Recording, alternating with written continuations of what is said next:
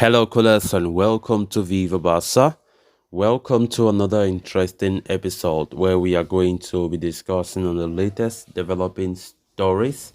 We start with midfielder Franchise, as it has been reported that his representatives have slammed Italian media over fake transfer rumors. Of course, all these past few days we have been hearing rumors of Inter Milan wanting the player, and all those have been fake, according to his representative. We are going to be discussing on that as we progress. Then, to conclude this episode, talking about Kike Setien. After the game that we won 1-0 against Villarreal on Sunday night, Setien highlights what has changed a lot for this Barcelona under Xavi. To be honest, the former Barca boss is impressed. We are going to be discussing on what he said. So guys, before we get right into the story, please do ensure to subscribe, turn on the post bell notification to always stay notified whenever I post a new video. Consider liking the video and please watch right up to the very end. Ambition Group Sports Management, a firm that represents Barcelona midfielder Franchise, has lashed out at Italian media for falsely claiming that the 26-year-old is plotting a move to Inter in the summer. Kessie moved to Barcelona the previous summer, joining the Blaugrana on a free transfer from Milan. The 26-year-old, however, has struggled for first-team football as he finds himself way down the pecking order. In all fairness, the Ivory Coast international is Xavi's fifth choice midfielder after Pedri, Gavi, Busquets, and Frankie de Jong. Even the situation at hand, rumors of a potential exit have been circulating in the media since before the January transfer window. As reported before, Italian publication Gazzetta dello Sport came up with a story that Franchise is in touch with his former AC Milan teammate Hakan Çalhanoğlu in order to move to Inter Milan in the summer. The reports have since been rebuffed by Ambition Group management, who took to social media to say the transfer market is over, but we are still hearing fake news. How much misinformation? Ladies and gentlemen, this is colossal false news. Do not take this article seriously at all. Interestingly enough, despite the constant refusal from Frank Casey's camp, Inter Milan continued to be tipped to launch an offer for Frank Casey in the summer. For what it's worth, Casey may have struggled for minutes this season, but every time he has stepped on the field, his quality has stood out. Take the recent 1-0 win over Villarreal for instance. It was his forcefulness alongside Frankie de Jong that allowed Barcelona to win the midfield battle, and that, in fact, was the key to their success. Frankie is starting to gain prominence in Xavi's setup, but given the club's financial fair play issues, a sale cannot be ruled out.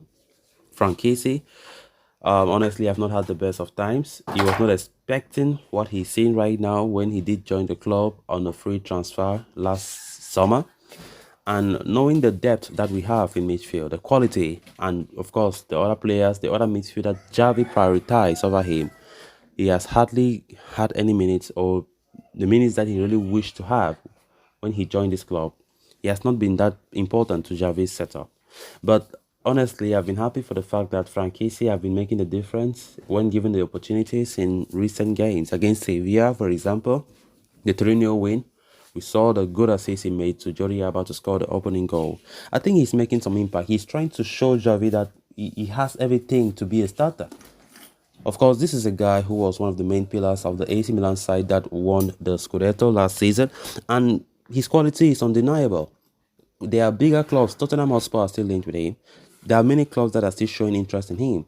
Barcelona have a very precious talent, but all because of the setup that Xavi has, or we understand that Xavi's tactical setup, he does not really fancy Casey to always be a starter, but the quality this guy can bring is different.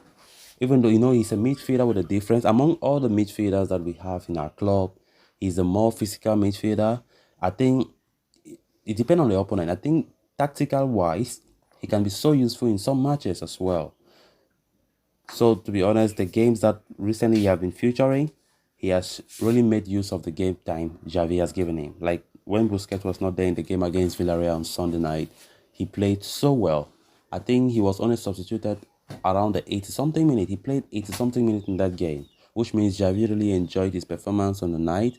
And I just hope that he continues like that, because he knows very well that if he does not put out his best when given the opportunity, then it will be risky. We know that the midfield is full of quality. Pedri, Gavi, De Jong, Busquets, all of those guys are in good form right now, and there is no room for error. When given the opportunity, you have to take it, and I think Frank Casey is doing just that. And now we are getting his agents slamming the media. Of course, yesterday we didn't even report that Frank Casey is in touch with Calhanoglu, his former teammate in AC Milan, over a move to Inter Milan. Calhanoglu now plays for Inter Milan, but his agent have come out and said all those stories are fake news. There is no thing like he's plotting a move to Inter. He's still happy at Barca. He wants to be there to fight for his place. Then on to the final story of discussion. Former Barca boss Quique Setien has spoken about the changes at the Camp Nou Spotify since Xavi took charge of the team after Sunday's clash with FC Barcelona. Setien saw his Villarreal side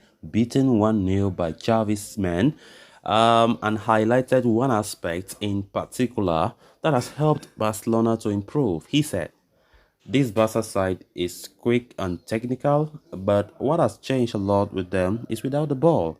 They are so intense without the ball, and they force us long several times. There are hardly a moment in the first half when we could play out comfortably from the back. The data is here. They are the team that runs the most without the ball."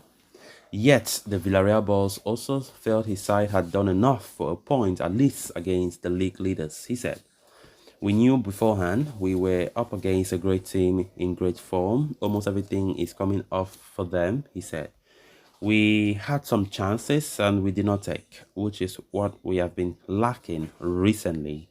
But overall, I think a draw would have been fairer. I do have to admit they had 30 very good minutes at the start when we couldn't cope with them."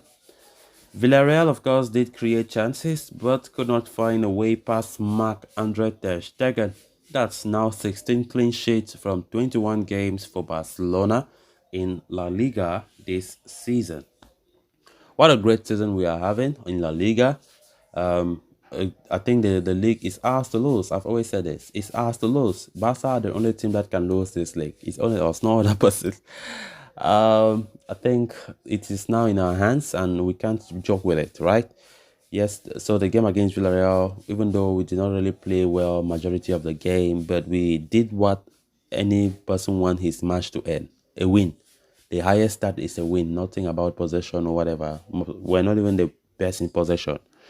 But we had to win the game, which is what matters. The 3 points are more precious than any other stat. So, callers, with that, we have come to an end of this episode. Thanks so much for watching. Until next time, bye-bye.